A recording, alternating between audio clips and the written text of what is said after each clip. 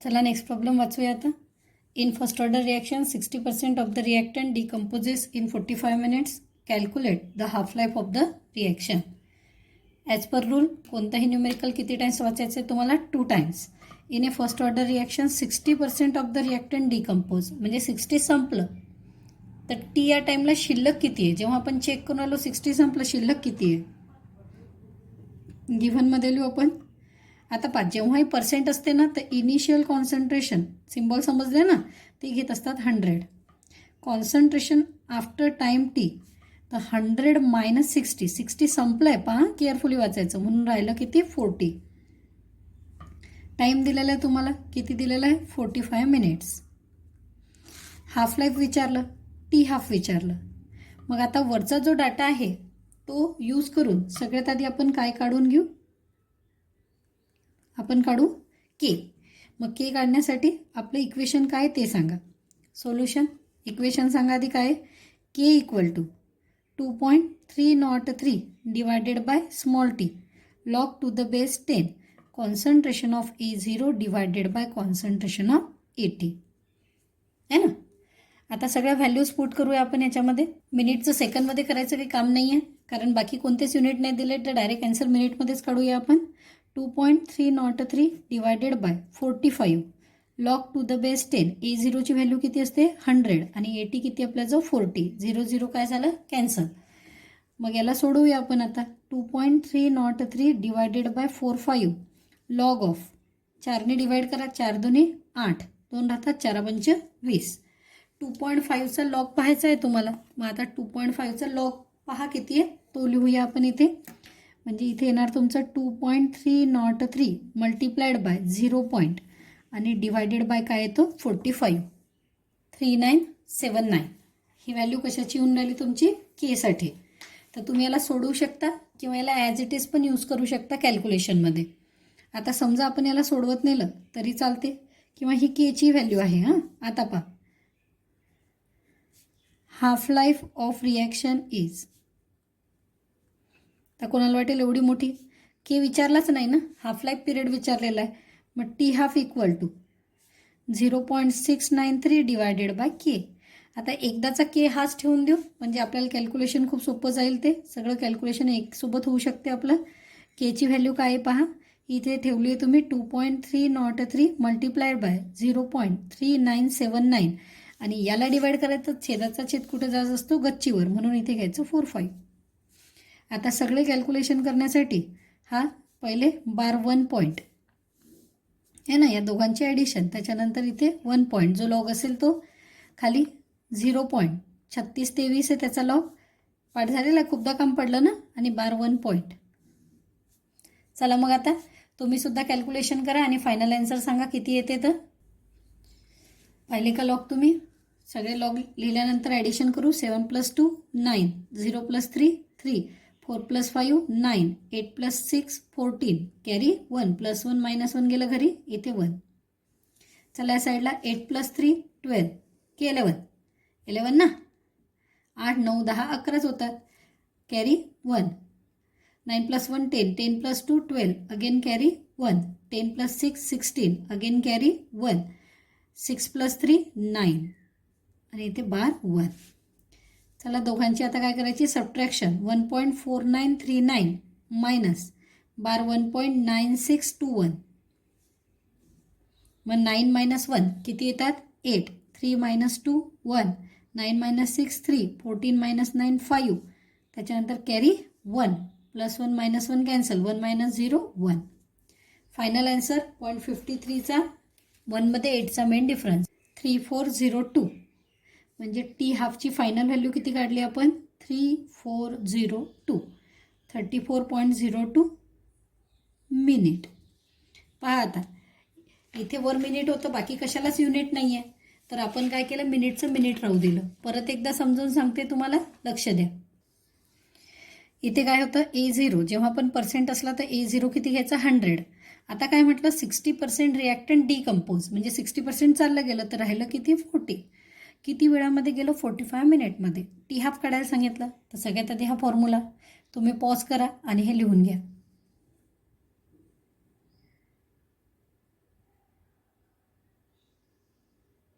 त्याच्यानंतर जेव्हा आपण व्हॅल्यू पुट केल्या ना, तर याला दोघांना युनिट नाही आहे. टाईमचं आपण मिनिटचं मिनिट राहू दिलं. जेव्हा आपण हे मिनिट राहू दिलं ना, तर ॲन्सर पण आपलं मिनिटमध्ये आलं.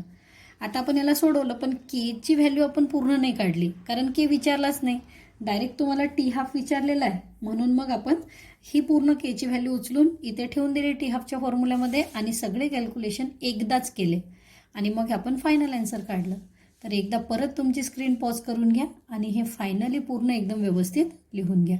तुम्ही सोडवलं असेल तर चेक करा की तुम्ही केलेलं आणि मी केलेलं सेम आहे की डिफरंट आहे. ठीक आहे, पॉज करा स्क्रीन.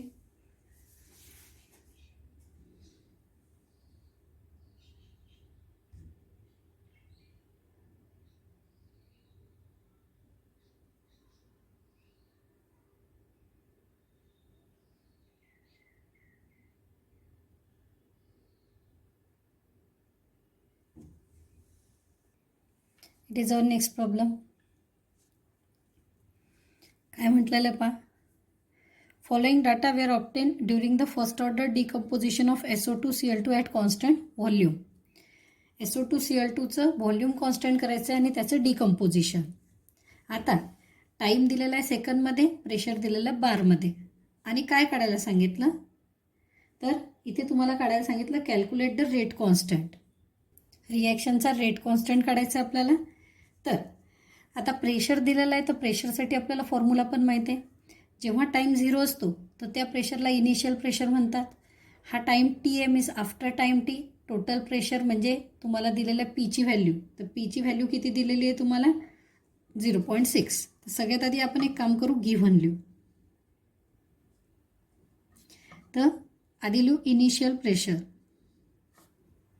इनिशियल प्रेशर कशाला म्हणतात परत सांगते, जेव्हा टाईम 0 असतो. मग PI = 0.5 बार. ओके, त्याच्यानंतर टाईम किती दिलेला आपल्याला 100 सेकंद आणि टोटल प्रेशरची व्हॅल्यू दिलेली आहे. टोटल प्रेशरची व्हॅल्यू P = किती दिलेलं आहे तुम्हाला 0.6 बार. ठीक आहे इतकं. आता काय फाइंड करायला सांगितलं, to find rate constant. Rate constant म्हणजे के. आता आपल्याला जी इक्वेशन माहिती आहे ते इक्वेशन आपण पुट करू. आपल्याला कोणतं इक्वेशन माहिती आहे, तर आपल्याला जे इक्वेशन माहिती आहे ते आहे के = 2.303 दिसत आहे ना, divided by T log to the base 10 PI divided by twice P minus PI. बरोबर आहे इक्वेशन, की twice PI minus PA. Check करून घ्या एकदा. PI इथे जेव्हा मी इम्पॉर्टंट फॉर्म्युला लिहून दिले तेव्हाच थोडी मिस्टेक झालेली आहे, याला करेक्ट करा तुम्ही. ट्वाइस PI मायनस P लक्षात ठेव जा, इनिशियलच आधी हां. PI divided by twice PI upon P. Twice PI minus P. तर इथे फॉर्म्युला आपण करेक्ट करू एकदा. ट्वाइस PI मायनस P होत असते कधी कधी. 2.303. टाईम किती दिलेला आता तुम्हाला 100. कशामध्ये दिलेला टाईम सेकंडमध्ये. log to the base 10.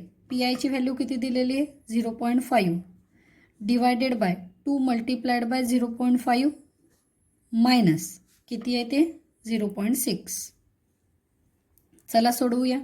2.303 multiplied by 10⁻⁻2 log of इथे लिहू 0.5, इथे 1 मायनस 0.6 म्हणजे किती झाले ते 0.4 म्हणजे 5/4 झालं.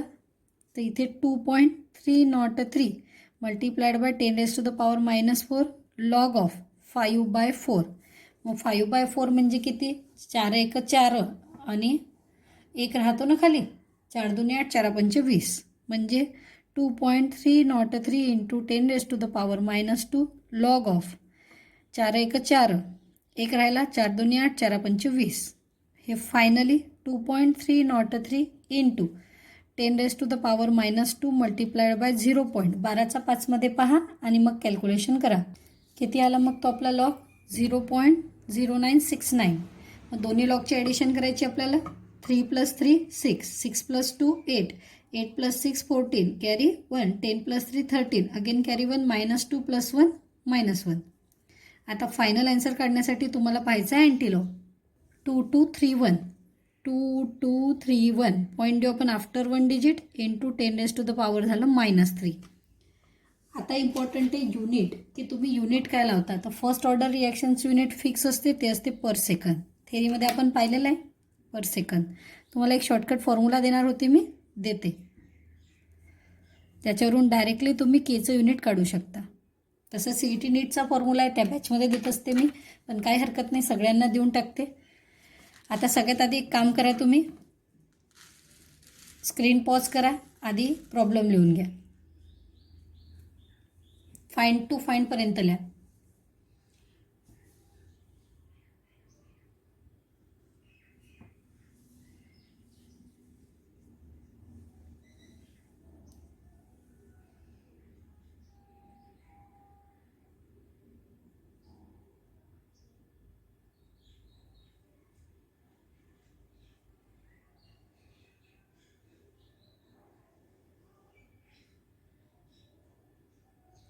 झालं. आता खालचं सोल्युशन पूर्ण लिहून घ्या.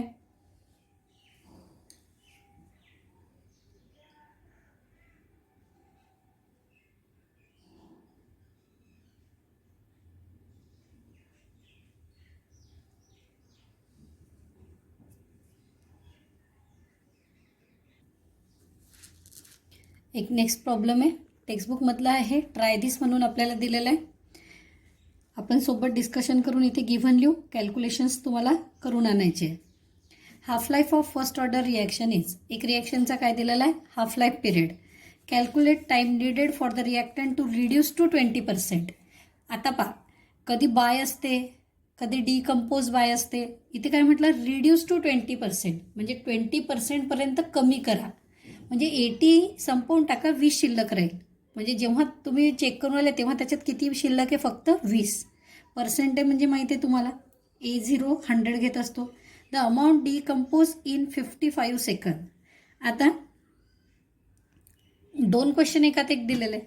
मग पहिला पार्ट आधी सोडू. Half life of first order reaction म्हणजे T हाफ दिलेलं आहे, किती आहे, 0.5 मिनिट. ठीक आहे. आता खाली सेकंद दिलेलं होतं, एक काम करूया ना, आपण याला सेकंदमध्ये चेंज करून टाकू. 0.5 मल्टिप्लाइड बाय 60, तर हा 0 ॲज इट इज, 6 पंचे 30, म्हणजे 30 सेकंद झाले ना. Yes. Calculate time needed for the reactant to reduce to 20%. म्हणजे इनिशियल कॉन्सन्ट्रेशन किती घ्यायचं, कधी पण पर्सेंटमध्ये असलेलं तर 100, आणि 80 किती घ्यायचं, 20. विचार करा, मी 20 का बरं घेतलं, 80 का नाही घेतलं. त्याच्यानंतर टू फाइंडमध्ये काय म्हटलं, टाईम निडेड, म्हणजे या पहिल्या केससाठी तुम्हाला T काढायचं आहे. ठीक. त्याच्यानंतर सेकंडमध्ये काय म्हटलेलं आहे, and the amount decompose in 55 second. मग हा पूर्ण A पार्ट झाला. त्याच्यानंतर हा B पार्ट, की अमाऊंट डिकम्पोज इन 55 सेकंद. म्हणजे 55 सेकंदमध्ये किती अमाऊंट डिकम्पोज झाला, याचा अर्थ तुम्हाला काय काढायला सांगितलं, तर A0 - 80 व्हेन T = 55 सेकंद. तर तुम्हाला काढायचा आहे A0 - 80, की किती चालला गेला तो काढायला सांगितलं. ठीक आहे. आता याला सोडवणार कसं आपण, तर सगळ्यात आधी सोडवण्यासाठी आपण T हाफवरून काय काढून घ्यायचं, तर T half = 0.693 divided bye K. तर K काढायचा आधी. K = 0.693 डिवायडेड बाय किती आहे आपला जो 30. कॅल्क्युलेशन नाही करणार, कारण विचारलंच नाही आहे ना. नंतर मग काय फॉर्म्युला आपल्याजवळ, integrated rate equation is. Integrated rate equation is. तसं हे सोपं केलं तरी चालते. 3 2 6, 3 3 9, 3 1 3 आहे ना. तर एखाद्याने केलं तरी पण चालते. करून टाकू. म्हणजे हे काय झालं, 0.3 2 6, 3 3 9, 3 1 3 इंटू 10⁻⁻1, म्हणजे 0.0231 पर सेकंद ना. मग मॅडम कधी करता कधी नाही करत, हे सोपं होतं म्हणून करून टाकलं. आता इंटिग्रेटेड रेट इक्वेशन काय म्हणते, K = 2.303 divided by small t log to the base 10 concentration of A0 divided by concentration of AT. Yes. T काढायचं आहे तुम्हाला, तर टी इक्वल टू 2.303. काय आलं केची व्हॅल्यू, तर ही आली 0.0231. त्याच्यानंतर log to the base 10. A0 काय आला आपला सांगा पटकन, 100. आणि AT काय आहे 20. म्हणजे 0 0 गेला, 2 पंच 10, म्हणजे हे झालं 2.303 multiplied by log 5 divided by 0.0231.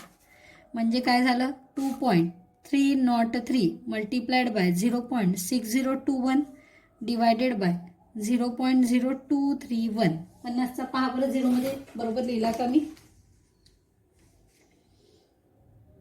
नाही 6990 आहे. 6021 40चा आहे, 6990. आता हे एवढं कॅल्क्युलेशन करता येणार. मग हे आलं तुमचं टीचं आन्सर. हे कशामध्ये येणार तुमचं सेकंड. कॅल्क्युलेशन तुमच्यासाठी ठेवलं आहे. आता याचा सेकंड पार्ट. मग सेकंड पार्टमध्ये तुम्हाला हा के यूज करायचा आहे. काय यूज करायचा आहे के. आणि काय काढून घ्यायचं तुम्हाला एटीची व्हॅल्यू. परत सांगते पहा, काय यूज करायचं के. म्हणून बी मध्ये काय करायचं तुम्ही, तर K equal to 2.303 divided by small T log to the base 10 concentration of A0 divided by concentration of AT. आता इथे लिहू आपण, आपल्याला काय काढायचं याच्यामध्ये, तर इथे काढायचं आहे log of concentration of A0 divided by concentration of AT equal to KT divided by 2.303. सगळ्या व्हॅल्यू ठेवून द्या. केची व्हॅल्यू इथे काढली तुम्ही 0.0231. एकच रिॲक्शन आहे तर के तर कॉन्स्टंट राहणार त्याच्यासाठी. टाईम आता तुम्ही घेणार 55 सेकंद. टाईम बदलला आहे. Divided by 2.303. आता तुम्हाला काय काढून घ्यायचं याच्यावरून, तर तुम्हाला काढायचा AT. तर त्याच्या आधी तुम्हाला हे सॉल्व करायचं. इकडचा लॉग गायब करण्यासाठी इकडचा अँटी लॉग पाहायचा. ठीक आहे ना, समजते मी काय सांगते तुम्हाला. करूया आपण वाटलं तर. हे जर कॅल्क्युलेशन केलं आपण तर किती आन्सर येऊन राहिलं त्याचं पहा. कसं सोडवत असतात, तर पहिल्याचा लॉग म्हणजे याचा जो लॉग आहे तो बार 2.23चा 1 मध्ये पहा. मग या दोघांचे लॉग आणि याचा लॉग वजा करायचा आहे. 6 + 4 किती झाले 10 कॅरी 1. 3 + 1 4. 6 + 4 again 10 carry 1. 7 आणि 3 10 आणि 11 अगेन कॅरी 1. 2 + 2 - 2 0. सबट्रॅक्शन करा. 10 - 3 7 कॅरी 1. 4 मायनस किती झाले हे 3 1. 10 - 6 4 अगेन कॅरी 1. मग हे इथून एक कॅरी घेतला तर हे किती झाले आपल्याजवळ 11. 11 - 4 किती राहतात 7. 8702. 8702.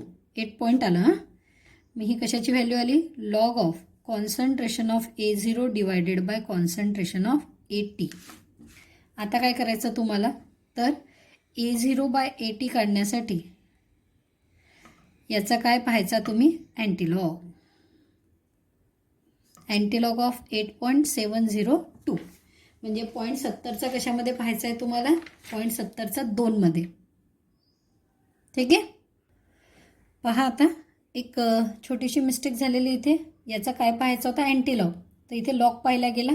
अँटीलॉग पहा किती आहे 0.74चा 1 मध्ये 7चा मेन डिफरन्स, तर तो येतो तुमचा 5516.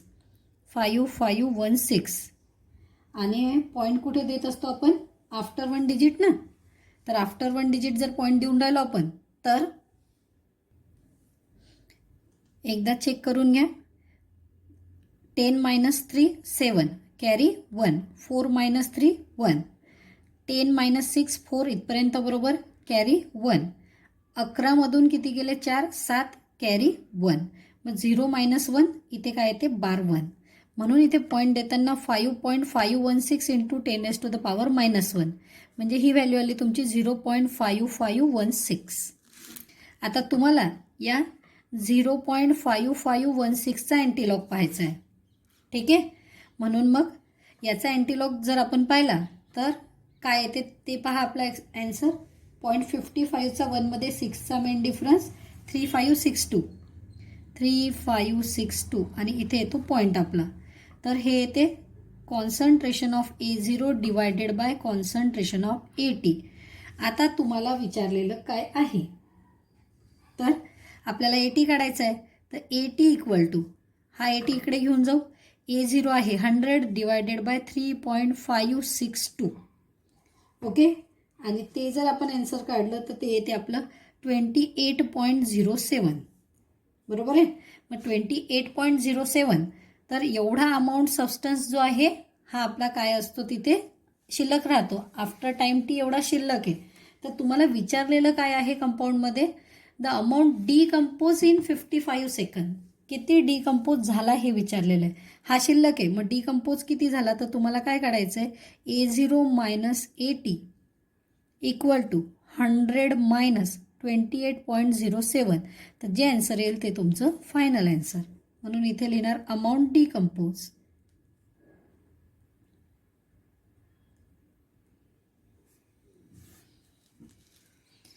आता काय करायचं, चॅलेंजिंग प्रॉब्लेम होतं.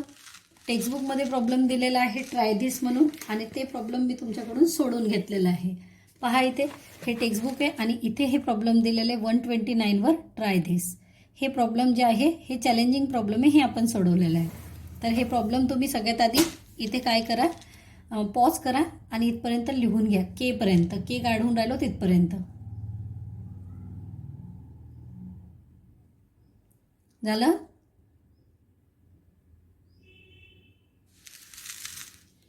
आता केच्या पुढे इंटिग्रेटेड रेट लॉ पासून स्टार्ट करा टी काढण्यासाठी. टी हे आन्सर तुम्हाला काढायचं आहे. मला मेसेज करजा किती येते हे आन्सर. रिस्पॉन्स जरा चांगला देत जा. जेव्हा पण न्यूमेरिकल्स टाकले जातात होमवर्कसाठी तर होमवर्क पाठवत जा, किंवा हे येऊन राहिलं मॅडम हे येत नाही. कारण तुम्ही विचारणार नाही, तुमचं खूप मोठं नुकसान होऊन जाईल त्याच्यामध्ये, आणि मला समजणार पण नाही की तुम्हाला कुठे समजते कुठे नाही समजत आहे. केलं पॉज, घेतलं लिहून. आता पुढचं लिहा पूर्ण.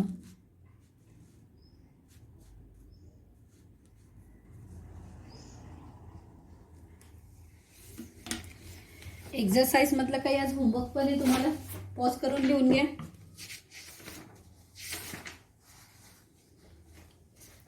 क्वेश्चन नंबर 12, 13, 17, 18 हे होमवर्कसाठी आहे.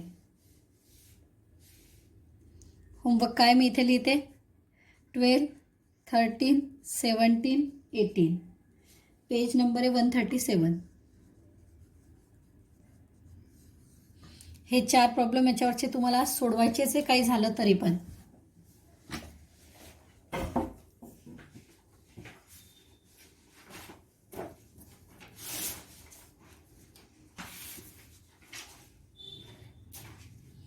ठीक आहे, मग आजच्या व्हिडिओमध्ये आपण इथेच थांबूया. आणखी नवीन न्यूमेरिकल्स, पूर्ण नेक्स्ट होमवर्कचे न्यूमेरिकल्स आपण डिस्कस करणार आहे. तर परत भेटूया. Bye, have a nice day.